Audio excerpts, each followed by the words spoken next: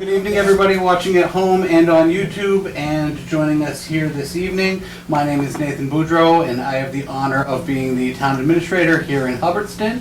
I, about a month ago, realized that we had a great friend in the new director of rural affairs for the Commonwealth of Massachusetts in the Healy administration, in our former state senator Ann Gobi. And one of the main things that have come up in my first year here was how to really take advantage of the rural opportunities that are presented to rural Massachusetts and how to be heard on a state level. So once realizing that we had a friend in our former state senator who really does not need an introduction in rooms like this, figured let's have her come on down, open up the conversation to everybody. I had provided the director with a list of questions and statements that were sent in ahead of time. But with that, I will let Ann introduce herself, her new role, and start the conversation from there. Thank you very much. All right. Well, thanks, Nate. I appreciate being invited, and it's nice to see everyone. Hope everyone had a wonderful Thanksgiving. And now right into Christmas. It's crazy, isn't it? How quick things go. But Nate has done a fantastic job in the time that he's been town administrator and the work he's done. And pretty much as soon as I was appointed to this role, Nate was one of the first people that reached out and said, hey, what does that mean now? What are you going to be able to do? How are you going to be able to help Hubbardston out? So I thought I'd just kind of give you a little bit of background about what the role is, first of all, because I think a lot of people say, well, what's the deal with the rural communities? When Governor Healy and Lieutenant Governor Driscoll were running for office, they had said they wanted to be a governor and lieutenant governor for all 351 cities and towns. Of those 351 cities and towns, 181 are rural, more than half the state. And the definition that we use is if you are either a community under 7,000 people or less than 500 people per square mile. And that's where we come up with the 181. That is also the definition that we use for the one-stop grant applications that Nate's very much involved in for the rural small town development grant. For people who want to apply for that grant, that's the definition that's used. So 181 communities can apply for those grants. So part of my role is to go out and meet all 181 town administrators and managers. And in some cases, I was in Middlefield a week ago Friday. It's a community of about 410 people. They share a town administrator with the town of Washington. I've had people tell me they've never heard of Middlefield, they've never heard of Washington. I won't put you on the spot, but my guess is that there's probably people in this room that didn't even know that we had a Middlefield or Washington in Massachusetts. So part of the job that I have, because I'm under the Secretary Yvonne Howe, who's the Secretary of Economic Development, so part of the role is to work on economic development projects in our communities. And as you are very well aware, many of our really small rural communities, there isn't any economic development.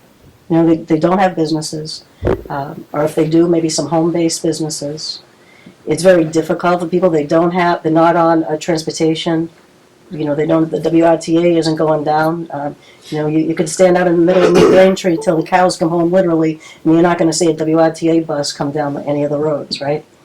And so there's a lot of challenges that rural communities have.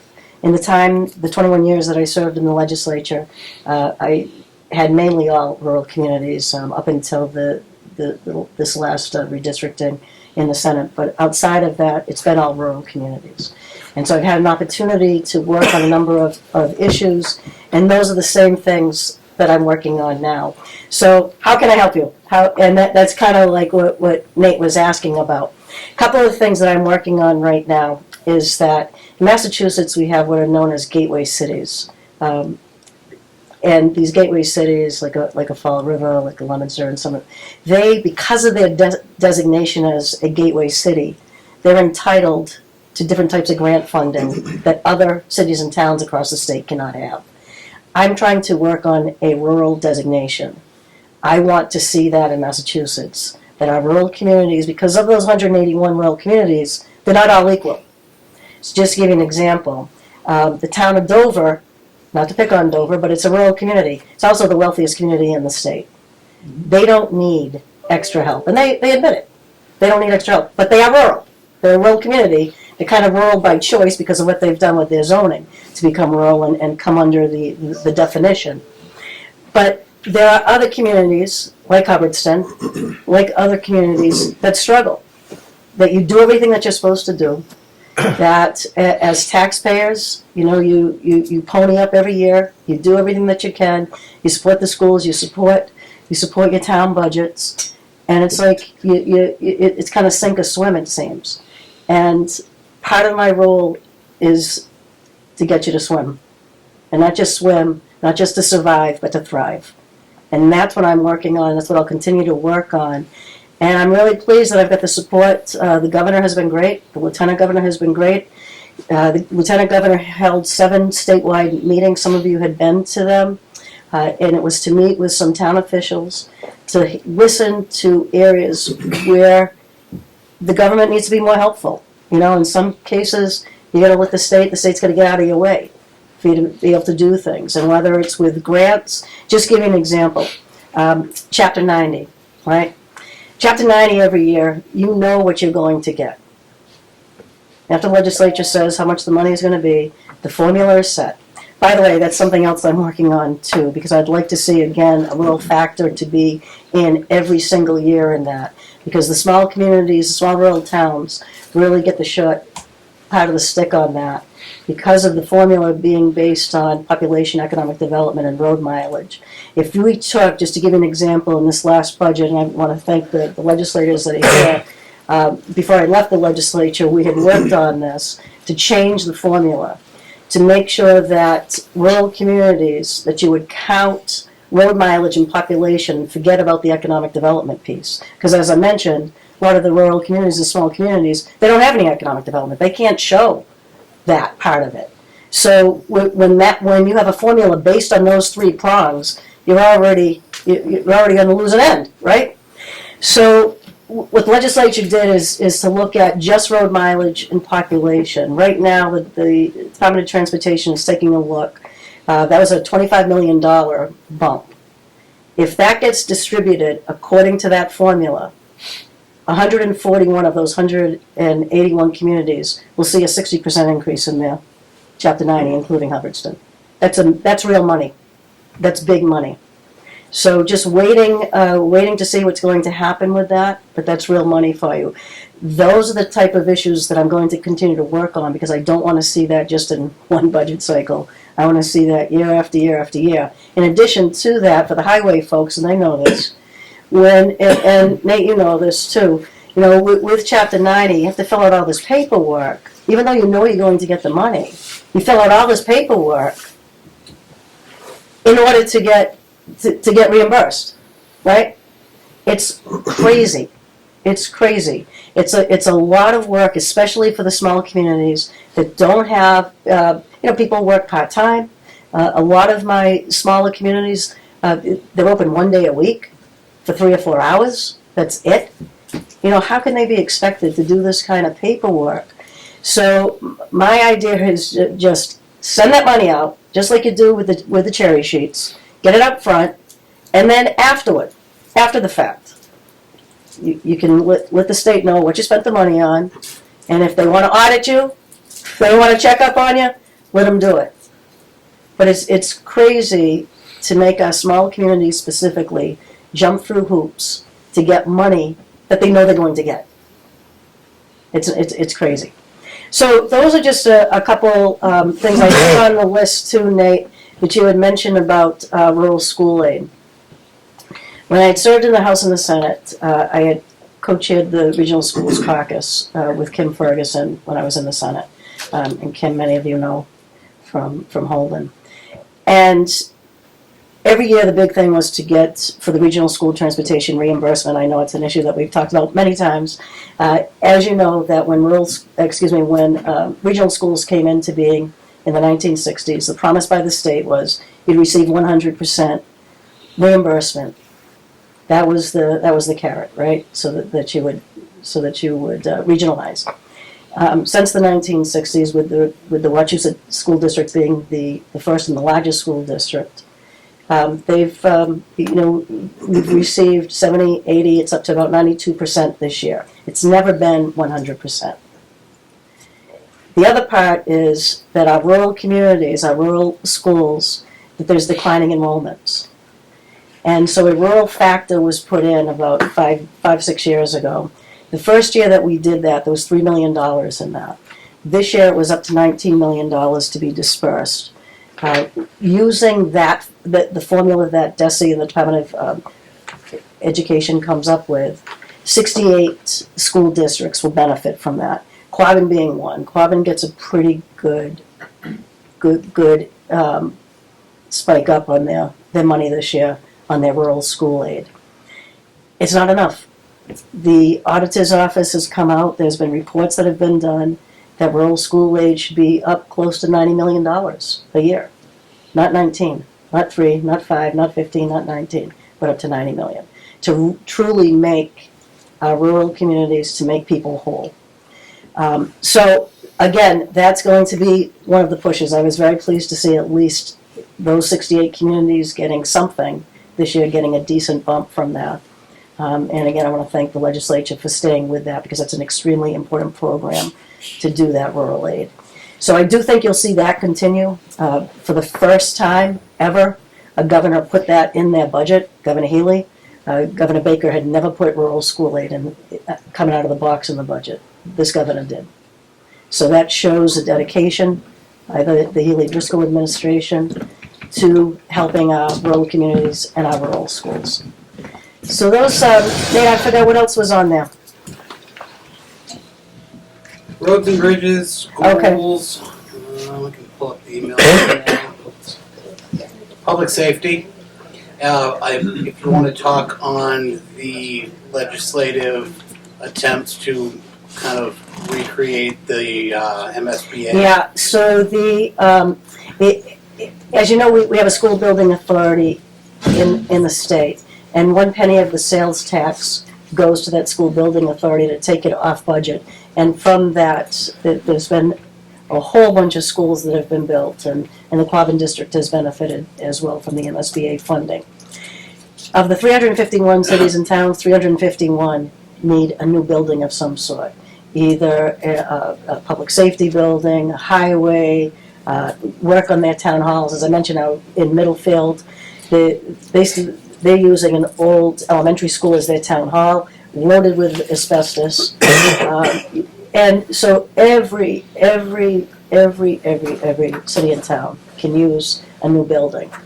The Healy-Driscoll administration is looking at doing some sort of program. There are a couple bills that are floating around. Senator Comerford Joe Comerford from Northampton has filed the bill in the past, and I believe Natalie Blais on the House side has filed it.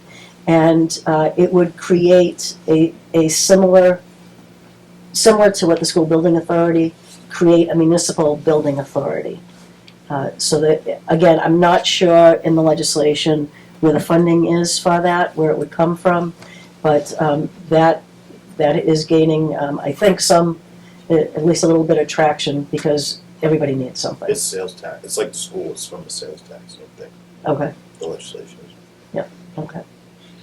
For those watching at home, we are being visited this evening by State Representative Donald Berthium and State Senator-elect Peter Durant. That's who that just was, Donnie. Sorry. I got her up. And the other part of my role too is working on grants. So the Rural Small Town Development Fund will come under my jurisdiction in this next grant cycle. This past year, the grants had already been awarded before I had come into this position.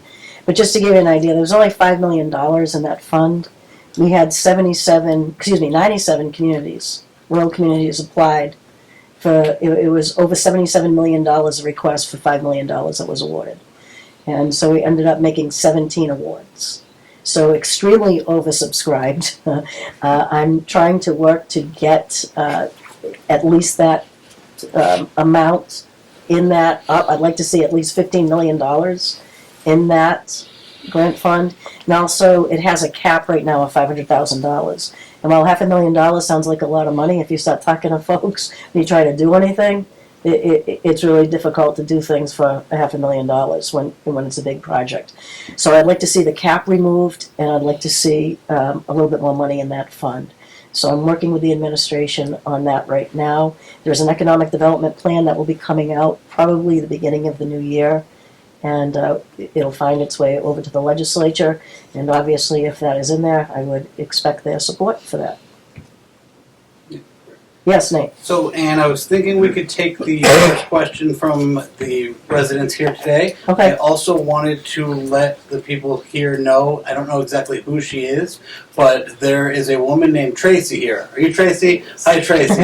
Tracy comes from our planning commission, and Tracy is our new consultant for the master plan that we've great. been working on for some years. Great. This is her first meeting with us, and I would like to welcome Tracy as well, so she'll just be listening Great. and taking some of this home to marinate and put into the master plan. And thank you for that, Tracy, because it's so, as you know, it's extremely important to have a master plan in place, because again, that opens you up to being able to apply for grants. And so, not an easy job. I can talk to you after to exchange Great, thank you. change phone numbers.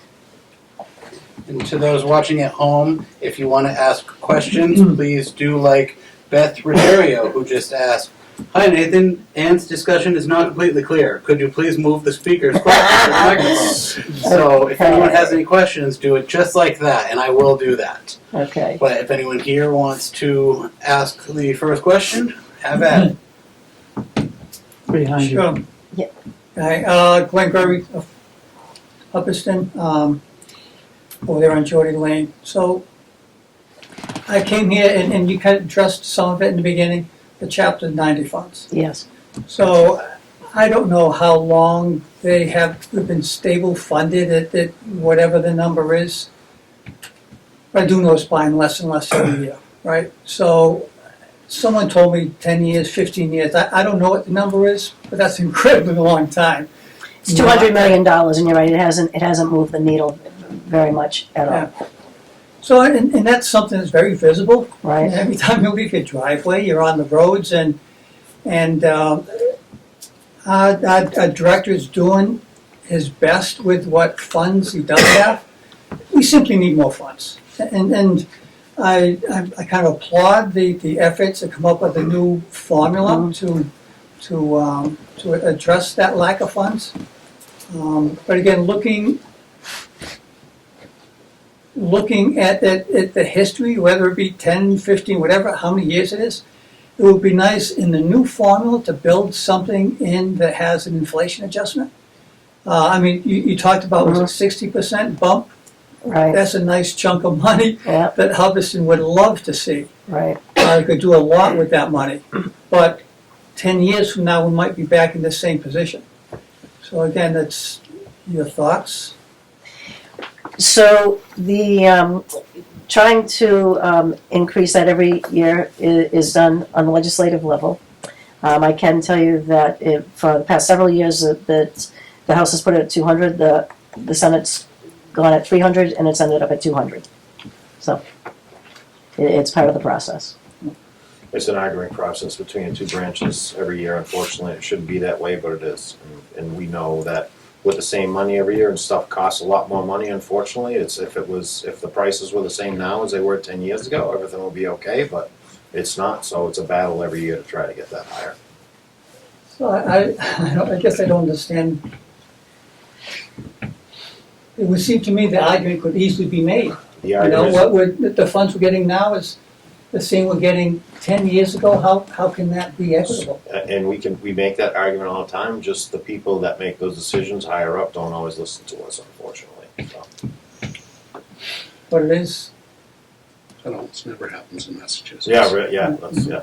And that is something that we put in our legislative priorities list to our legislative delegation every single year with a number of our other issues, and this will be a meeting that we really take to the bank with that letter this year. I'm expecting to this year, there will be another environmental bond bill that will come out. And with the environmental bond bill, there's typically money for things like inland dredging, for culverts, which is a major issue, especially in the small towns, the number of culverts, the amount of time that highway spends unplugging the culverts, trying to trap beavers or whatever the case might be. It's a lot of added expense for faulty culverts. Yes, Nate? So, Ann, a number of our neighboring communities are what are being called MBTA communities. Yeah. Now, with that distinction comes a number of struggles and a number of opportunities. Is the MBTA community designation something that towns like Hubbardston that are close but not there yet can anticipate coming down the road later? And should we budget for those affordable housing needs, or is... Well, a couple of things on that. I don't think you have to worry because you're not an MBTA community. So that specific designation, the housing bond bill that came out of that the governor and Secretary Augustus filed, it's a big bond bill. Again, making its way through the House and Senate. You'll have an opportunity to weigh in on that, Nate, and that would be the time to do it as well. Because within that bond bill is money for communities to help with expanded and some affordable housing, as well as some neighborhood improvements in downtown areas, being able to have, for the first time by right, accessory dwelling units. Hear that a lot with people that want an in-law apartment and haven't been able to do it in their community because of zoning. Within the governor's, within this bond bill, that would be by right to have that. So there are things in there, and I'm happy to send you kind of a 1-2 pager on some of the highlights on that, and highlighting some of the things that rural communities may want to take a look at as it's making its way through the process. Beautiful, because our planning board chair has asked me 2 or 3 times about that exact question. Like, oh, well, what if the train goes to Gardner? I don't know. I guess that would make us an MBTA community. But Yeah. I don't think that's happening anytime I soon. don't either. Time was, The the train- train came right to Hubbardston Station. Yeah. Finnish immigrants would bring boxes of blueberries to send to Boston that day. Yeah, I don't think the train's going to get anywhere near Ashmont Station nowadays, so nothing for us to worry about. So, hi Ann, Yes. Peter Walker, Yeah. Select Board. So, I don't know a lot about the T bill, whatever, you gotta live within so many miles of the Right. train track, basically. But I would say, I don't know for a fact, but I'm sure there's people in this town that actually drive to the train and park so they can use the T. I mean, so why do they leave out all the communities that are probably using the T and just concentrating on where the track is? Well, just so you know, too, that some communities weren't too happy. I know that, yeah, I know that. Including Yeah, being Holden down the forced to street. do things. But yeah, I don't have a good answer for that. I mean, Yeah. the MBTA. I mean, that I was was the just curious. designation. By statute, that was the designation on it. Okay, thank you. Yes. Ed Blanchard, Yes, sir. 23 East Common Pond Road. One of the things I think might help a lot of rural communities is the monies we receive for the land that DCR, MDC owns at the pilot Yes. program. Yeah. Those never increase. 42% of Hubbardston is owned by DCR, MDC. And we get very little money from the pilot program for all of the land that they have here. I would think that at some time that rate should be increased, and that would help all rural communities who have DCR land, and us particularly because we have 42%. It really doesn't give us a lot of economic areas to grow in because the state owns such a big portion of our land. What's the chances of getting those pilot funds increased to a fair valuation so that we could receive more income? I think you're going to see some movement. I don't think it'll be maybe to the extent that people would like. But just to give you an example, I was talking to folks up in Goshen, and pretty much like 90% of the town is owned by the state. They get a fraction of Pilot compared to the town of Plymouth. Because if you're on water, that land's more valuable. Well, why is the land in Goshen, where the trees are providing oxygen and they're doing carbon sequestration, why isn't that valued as much as the ocean is? So that is part of what I'm working on as well. Again, Senator Rutherford has filed a bill to, especially for the Quabbin area towns, for those communities, because the MWRA has a set that they give money every year based on a formula, and that does typically increase every year, different than the pilot program from the state. But it still doesn't have the value that it should. You know, people, well, just think about it, you know, pay $4 a gallon for gas, but people pay $10 a gallon for water, right? They go into a store and water's expensive, and there's a value to water. And that should be part of the equation. And part of my role is to make sure that the cities realize that the rural communities, they need us. They need us for our food. When they sit down at these tables, it's probably on timber that's been harvested out in Western Mass. The food on their table probably came from central Massachusetts. The water that they're drinking from the Quabbin. So, I mean, we provide an awful lot to the rest of the state. And that value, we need to, that has to be valued. So I absolutely agree with you. Well, why don't they put something like a CPI index to it every year so that it automatically goes up along with the cost of living and the cost of real estate? And real quick, the people at home are saying they can't hear. Is there a way you can roll forward? And if your arm's getting tired, feel free to put down the. Yeah, Free to put down your. I can do that. I wasn't sure that I was supposed to be with the. Yeah, that's a good point. You know, and maybe that will be part of the formula going forward. But there is a lot of interest in it. Auditor DeZoglio did a report on Pilot, and it showed that woefully undervalued. And if I may just expound a little bit on what Ed was saying here, I think there's two pilots that we need to talk about here. One is the state-owned land, Yeah. which has not moved an inch in over 10 years. Yeah. And is totally underfunded. And we know that because Susan Bump in prior years Right. put a scathing report out to the legislature with regards to that. And we are one of those communities that are not receiving part of the funding. So it's not just us, it's a bunch of other communities also. Absolutely. The one that has been mentioned by Ed, Excuse me. the big caveat that I have on regards to that is how the valuation is actually done of the property.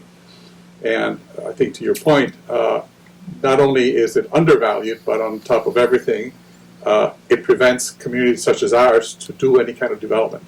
Whereas a place like a Boston or Somerville or Cambridge can basically take every square inch of land and develop it and tax it at a fairly high rate in comparison to what other communities have to be able to tax. We do not even have the right to do so because that land is now taken for all intents and purposes, I would say probably in perpetuity for those purposes. And that's all good and right, but the fair valuation when it comes to that really needs to be accentuated. I know we have two members here, also from the legislature, and they need to hear that because that needs to be expounded when it comes to helping communities such as ours, especially in the north central Massachusetts area, where we are providing the benefit not only of the clean air, but also the benefit of water. Right. Our water bills in the Massachusetts communities that are served by MWRA are ridiculously low if you compare it even to the sewer rate. For every dollar that you pay in water, you pay about $3 in sewer rate. And it tells you right there and then that they're not really taking into consideration what the true value is of what pure water really means and represents. And we here as a community, I would say that over the last 3 years, our pilot money has stayed stagnant, specifically when it comes to water, not only because of the unfair valuation, in my opinion, I think it's the opinion of many other people that we have here, but in addition to this here, we as a community have had also some other types of pressures. The pressure has been that our tax rate has had to decrease because supposedly our land values go up, and so our residential valuations go up. What is interesting, however, is that from a percentage perspective, the state land valuation has not gone up in a commensurate manner. So all of those things, I want the legislators who are here to listen to hear that, because we, at this point in time, in this town, are suffering tremendously when it comes to that. Thank you. I also wish to speak about the forest. I was out there this morning, and I drive through the woods in town. I wander in my forest and in the DCR forest, and I see a difference between my forest and the DCR. I think the DCR exists under a condition of benign neglect, in that I go through the woods and I see blowdowns from ice storms that happened years and years ago. And all of that is fuel on the ground. If there's a forest fire, that's going to be difficult to control, but it looks like nothing's ever done about it. I'm wondering, does the DCR actually have a forest management plan? They do, and they do have a forest division, and the plans on their website. So yes, they do. Thank you. Our forests are our treasure. Agreed. Yes. You mentioned zoning by right. Yes. Could you explain what that means? Sure. Within the governor's proposal and Secretary Augustus in the housing bond bill for accessory dwellings, so that if someone wanted to, on their single parcel, add a accessory dwelling of 900 square feet or less, so an in-law apartment basically, they could do it without having to jump through hoops in local zoning. So it overrides town's zoning rights. Correct. And I can tell you that I heard that in many areas, that communities want that especially for the people who have elderly parents, to have the ability to have in-law apartments, and for people to be able to stay in their community and to stay in, that the accessory dwelling was extremely important to them. Yes. We actually recently passed an amendment to our zoning bylaws allowing the ADUs. Good, okay, so you've already done it in Hubbardston. Yeah, there's a couple things that are slightly different, like with the lot requirements. If somebody has a non-conforming lot, it becomes a special permit issue. Okay. But other than that, as long as it's a conforming lot, they're by right in most areas. There you go. So Hubbardston's already doing it. Now, we haven't gotten back any of those things from the Attorney General's office because we have things that are stuck in bylaw review for many months. Okay. Or years.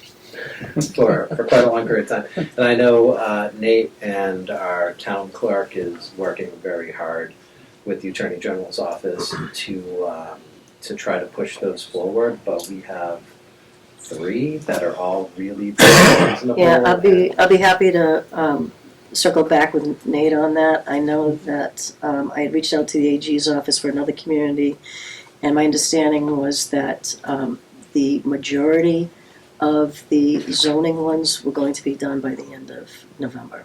So don't hold me to that for Hubbardston, but I know that that's the case in some of the other communities I checked in on.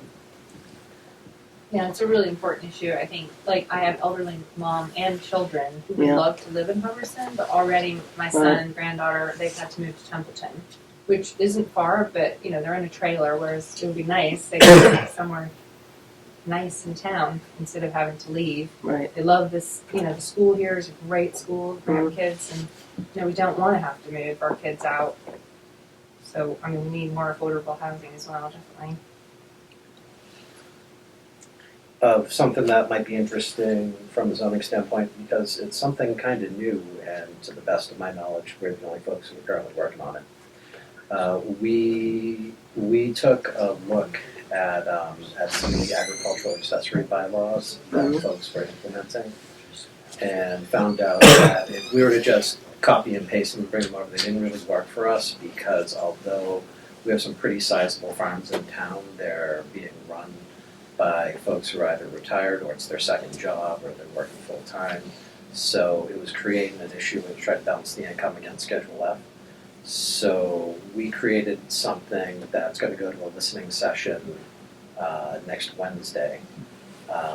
That's going to have essentially the effect of an agricultural accessory bylaw, but it'll also bring in some ecotourism aspects.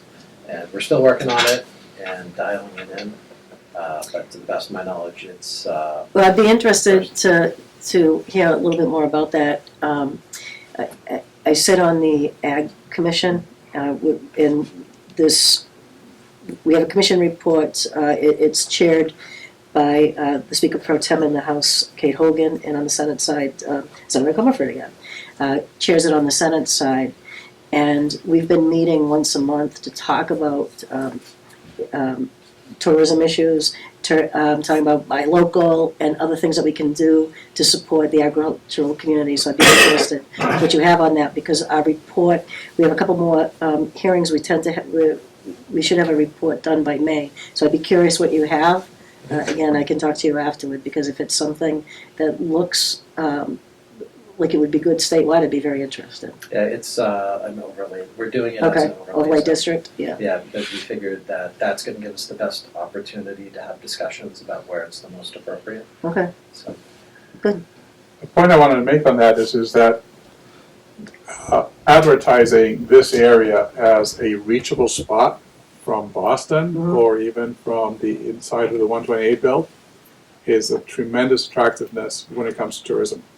Unlike having to travel to Vermont or to New Hampshire or Vermont or these other places, which are oftentimes 2 to 3 hours away, it's 50 miles as a crow flies. You're in places like Hubbardston, like Templeton, like Petersham, and we've got amazing nature here. Anything from the trails to the lakes to the ponds, even a little ski mountain here. Those are things that, when taken advantage of, plus the bed and breakfast or some other form of entertainment or some other form of licenses that you can have for restaurants, can duly increase the economy here. It's never going to bring big industry. We're not a community that can bring big industry, but agro tourism, on the other hand, is certainly something that will help tremendously to not only the local individuals who are here, but also to some extent to the coffers of the town, because there are certain taxations that you can potentially add into that. Yeah, no, there's no question. There is a new director for tourism for the state. Her name is Kate Fox. She had been the director of tourism in the city of Salem, and she's taken over in the last few months for the state. And part of her thing is to go around and talk with communities. They have a really small budget. I didn't realize how small that office is. And, it's when we're trying to attract people, just give you an example, New York does a really good job with kind of buy local. And one thing that they have done, and something that we're looking on the Ag Commission, is that they've put local products on the turnpike. So if you go into New York, you're on the New York Turnpike and you stop, there's maple syrup, maple syrup from Hubbardston, whatever it is, apples. They have that there, and they've done a really good job with that. We could do that in Massachusetts. There's a lot of people that stop in those rest areas along the pike, and if we put in some of the local foods and the local, the new international station that opened up at Logan Airport, if we made sure that there were local products, you have thousands and thousands of people a day going through. Maybe they're not going to come out to Hubbardston, but they can buy the non-such apples. They can buy something from here and know about it. So there's a lot of opportunities that we have not taken advantage of as a state, and I think that you're going to see with this administration a real push to do that. Thank you. Yep. Yes. Relating to that and the watershed, I guess to start with, thank you for your efforts with the watershed. And specifically, thank you for coming to that public feedback session. You know, there's a lot of folks who are pretty happy about the water swimming on Common Pond. Yes. Yeah. And I personally am happy to see that for certain user groups like mountain bikers, the new access plan seems pretty reasonable. And that there's a process to potentially review and look at trails. Right. However, it feels like we've cleared a really big hurdle, but we're kind of entering into a new phase where I think we're going to need more help and more support. For example, in addition to my work in town here, I also sit on the Trail User Advisory Group to the Ware Watershed Advisory Committee.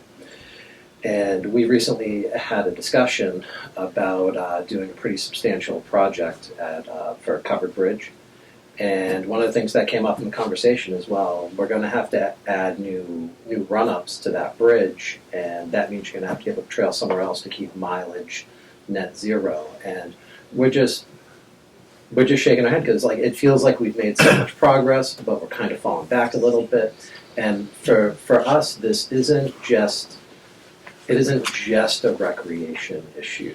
Like, the watershed is the heart and soul of this town and the other towns around, because like Ed said, it's half our town. Like, all of our economic development issues, all of our social justice issues, they all start and end with the watershed. Because if you take any problem in this town and you go back 5 Ys, you eventually get to some kind of static money-related issue that exists because of the relationship we have with the state, where we're essentially a service provider but don't get paid for what we're providing in a way that's fair.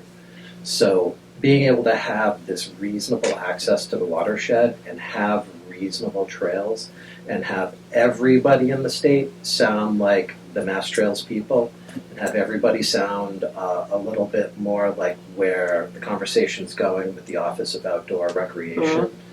And right now it feels like there's a lot of good talk that's going on related to some of those issues, and it's starting to feel that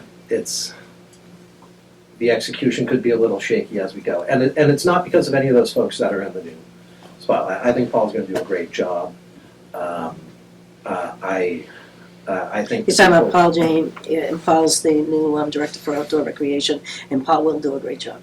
Yeah, and I think all the advocates who are currently on the Watershed Advisory Committee and on the Trail Users Committee, I think they're doing a great job, but it feels like there's the beginnings of a headwind again. And we just want everybody to show up to the table and be fair and understand that this isn't about just people going for walks. This is about an opportunity for the community.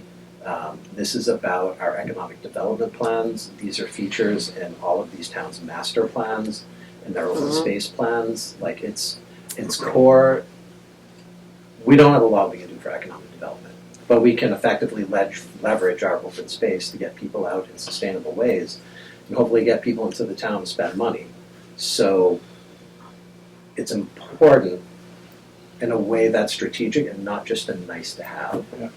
Yeah, my only comment will be that, a lot of that was with the prior administration. We have a new commissioner at DCR, and, that year that we spent fighting with them, I can't imagine that they want to go through that the watershed folks want to go through that again.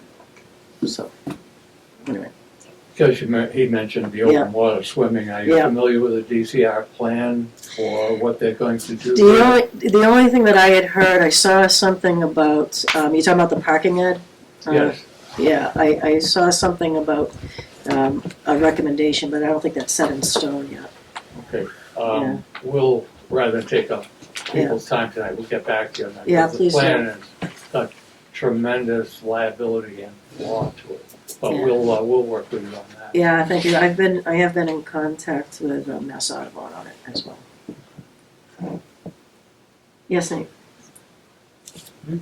I've been doing a lot of research into this type of activity. In the last couple days, I spent my Thanksgiving weekend writing most of the 5-year forecast for the next 5 years. That's Fun what weekend for you, Nate. But a lot of it goes back to towns like Hubbardston really looked at these marijuana facilities as a windfall and said, all right, we're going to figure this out and we're going to close this deficit and we're going to pay for schools based on this 3% or whatever the town may have set. And then it got pulled out from under us real quick, saying, oh, nothing for you, sorry, social equity, you're keeping the companies, you're keeping the smells, you're keeping everything that you have, but you're not getting the green that you actually wanted when you signed up for this. What can we do, and this is a real open-ended question, and I know, to stop this from happening again, to counteract what's going on? My 5-year forecast is uplifting and has a positive tone this year, but it is not positive or pretty. And outside of scrapping Proposition 2.5 or figuring out a way to take increases in school funding outside of those parameters, there's really no way for towns like Hubbardston to get into the green. I think Francois and I had a meeting of the Structural Deficit Working Group, which is a group that we put together a couple months ago. We've been here a couple of years. It sounds like a couple of years. It's been a couple of years in terms of structural deficit meetings. But I think we did the math, and it would cost, we'd have to have $17 million worth of New development. Every year in perpetuity to get enough new growth to get out of this deficit. That's just not going to happen. We have a big stranglehold here. We have the educational budget for this town is almost 59% of the taxes that we collect. What we have to. Public Works is 8.6%. Public Safety is 14.9%. General Government is 7%, and other is 11.3%. And the problem that we're actually seeing is as it was very clearly stated here, is that new growth is just totally unattainable because we do not have a place where we can get new growth. And this is what I was telling you earlier about pilot and state-owned land and watershed. That's number one. We believe in education. I mean, I'm sure that parents here want to have their children have the best education that is possible. But at the same time, it is not affordable by a town like ours to come in every single year to add thousands and thousands of dollars above the budget that we have thought was reasonable, which is a 6%, as an example. And if you have other parts of the community at this point in time that are suffering because public safety is impacted, DPW is impacted, or we cannot get our roads done, I mean, we have a vine right now that's choking the tree. And quite frankly, from a budget perspective, when we look at the structural deficit, the educational component is a very, very large one.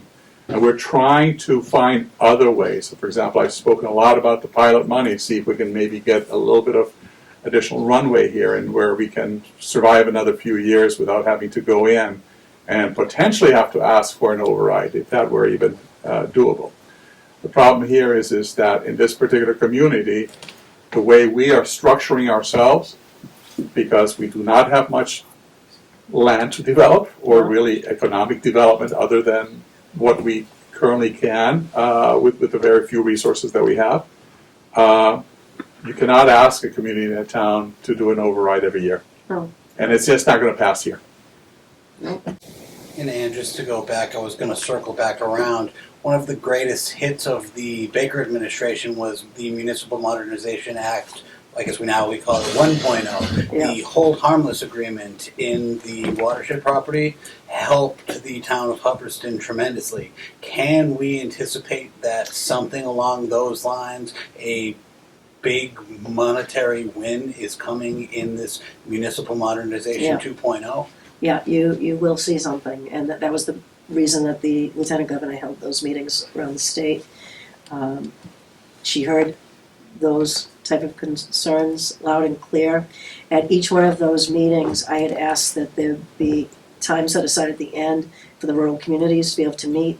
And so we did that in all 7 of those that were held throughout the state, so that the lieutenant governor could hear specifically from the rural communities on these type of issues. So there will be a modernization act that comes out, and sooner than later.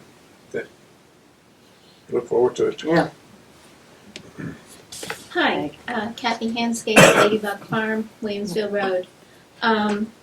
It was great to see the farms along the Connecticut River receive, and also in the Cranberry areas, receive funds due to the excess rain and the damage that they sustained.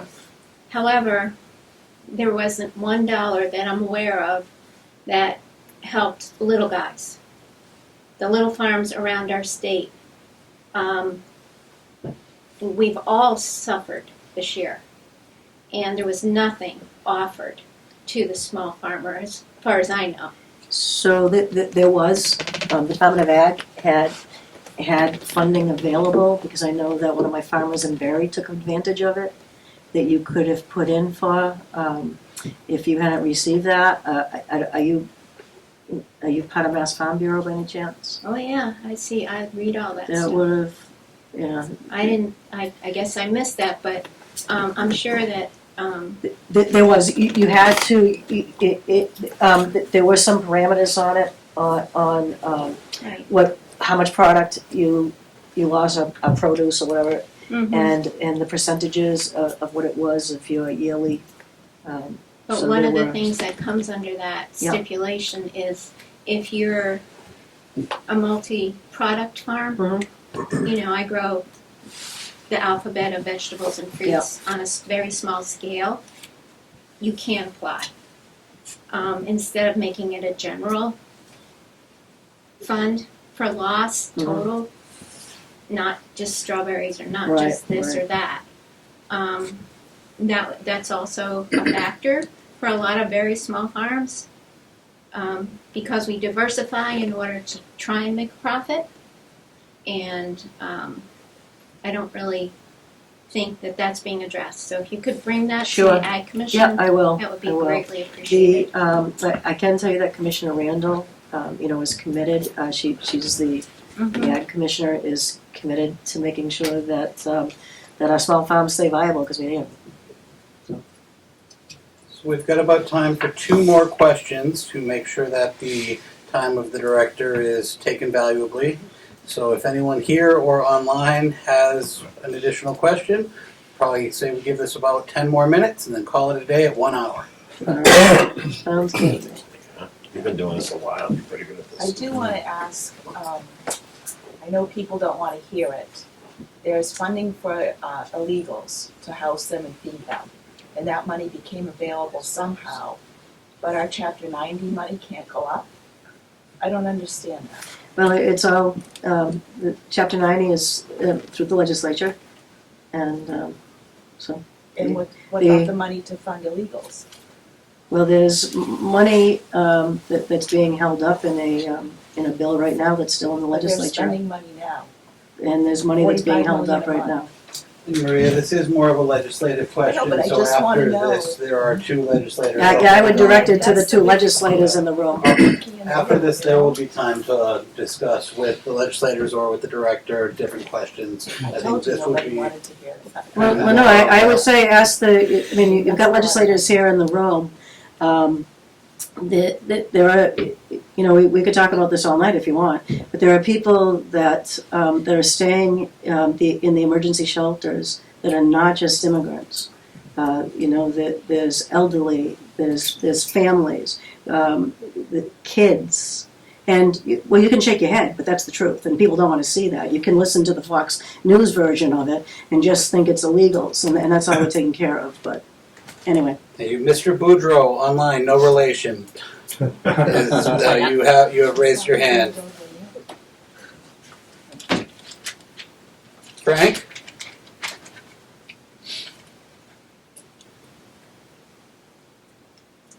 All right, go back. All right, raise his hand again. Go ahead, Frank. Is this a good time to ask about Comet Pond? Never better. What is your question about Comet Pond? Do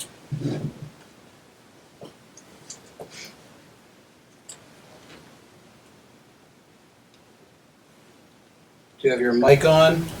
Does anyone here have a question about Comet Pond? I think, Ed had brought up about that there's some question about the parking for the long-distance swimmers, but I don't think that that's been set yet. I think it's just a proposal. Well, I can give you an overview of it. The legislative changed to allow long-distance swimming at Comet Pond. And they've done it for many years on an informal, illegal basis. And so they're going to move forward and put that into place. Well, their plan to do it is going to be challenged by the people who live on Comet Pond. And because we have not said, let's not do it, we've got a much better plan than the state has come forward to. Because if you're all familiar with Comet Pond, they're going to, where the boat ramp is, and there's a gate there that goes across the dam, they're going to go across the dam and put 4 or 5 parking spots across the dam, and then allow long-distance swimmers to enter the water from there and swim Comet Pond back and forth. It's a one-way road. It is lined throughout the summer with fishermen and fishing rods, and we've learned, because we have to go by them every day, on how to do it. We say, yeah, well, it's our only driveway, and they let us go. Now you're going to have a situation where cars are going to come across that road and meet traffic coming the other way, and somebody's going to have to back up. And if somebody's going to back up across all of these fishermen who are lined up, it's a dangerous situation, and it will not only do that, but then they're going to allow them to enter the water to swim north on Comet Pond, where all of the other people that are fishing and casting lures are going to be swimming in that area. And then they're going to go past a couple of places that also have boats. Our proposal, and I didn't mean to do this tonight, but our proposal is come and enter the swimming beach and enter the water from the swimming beach. And if you swim around the whole north end over to where Washburn's Cove is, it's a mile. So if we put up 3 buoys or 4 buoys that they could swim and control their swimming to that area on the North Circle, they could swim a mile and a mile back. And first of all, they've got porta potties there so that they can go to the bathroom. I don't know if there's going to be any porta potties in this new location, but you've got people there that can determine who the long-distance swimmers are not, because the state beach is open there. So they have personnel there. I guess the only thing that the long-distance swimmers didn't care for was that they might have to walk from Route 68 up to the beach in order to enter there. Well, there's other things that we think could happen. You could move the gate, and that would help us on 68 parking, which is already a problem we have. And if you want to get into swimming and enforcement, how are you going to enforce who's a long-distance swimmer and who isn't? There's going to be no ID program. There's no registration. Anybody with a $15 orange bubble would be able to enter the water and swim as a long-distance swimmer. It's just like opening it up to open swimming at Comet Pond. And we already have a place to do that with the state beach. And DCR enforcement has done a wonderful job of getting all of those illegal swimmers on the southeast side to not swim there anymore and go swim to the beach. And now we're going to have a whole new entity on that side of the beach that, and there's There's no specific plan on where they will swim. They can swim down the middle of the pond or back.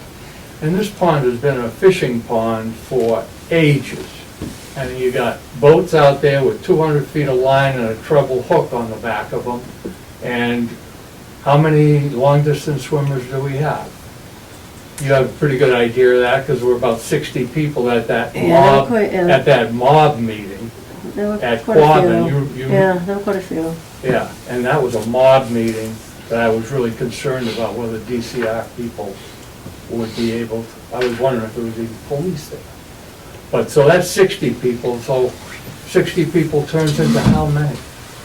And you're gonna have a problem with this that will be law enforcement, local, state, and DCR. And it's nice to be able to allow people to long distance swim. I don't think the people at Conant Pond are objecting to that, but we are objecting to where it's done and has some control so that it's not just open swimming across the whole pond. So I'm sorry that it came up tonight, because we've been talking and working with Dan Clark, and we said that we're gonna give him a chance to look at our plan, which was very specific, and it did a full analysis of the two plans, and get back to us he's gonna get back to us by the end of this week. Oh, good. Because otherwise, if we knew this was gonna be on the agenda tonight, this place would be packed with people. And if you think it's gonna be a problem for just the owners, it'll be a problem for all the fishermen and all of the boaters, because it's being done without, it's gonna be done with a lot of liability for the state too, I think. All right, So thank you, Ed. if you have a chance to look into that with Dan Clark, I'm sorry, I told him I'd give him till the end of Friday, and now thank you for your time. Thank you. So, Ann, in closing, I guess it's 7 o'clock. Thank you Yeah. so much for your time. You've now been traveling around the rural communities for what, 6 months? Just about. Outside of the squeaky wheels, can you let us know some of the most positive, uplifting things you've heard, and maybe things that can help us bind together as rural communities and ways to contact and speak with you in the future? Yeah, so a couple things. As you know, Nate, once a week I do a Zoom call with all my town managers, administrators in those 181 communities, and we have an opportunity to talk about what's going on in their towns and looking for ways that people can help each other. And that's opened up some really good pathways and making some good partnerships. Sharing the services is one that comes up, things that different communities have tried that have worked for their communities, whether it's sharing of highway equipment, the memorandums of understanding that those communities have come up with, that they're willing to share with other communities to have sort of a template. So there are some good things that are happening, and they're beautiful. I mean, the towns are gorgeous. We have an awful lot to be proud of in Massachusetts.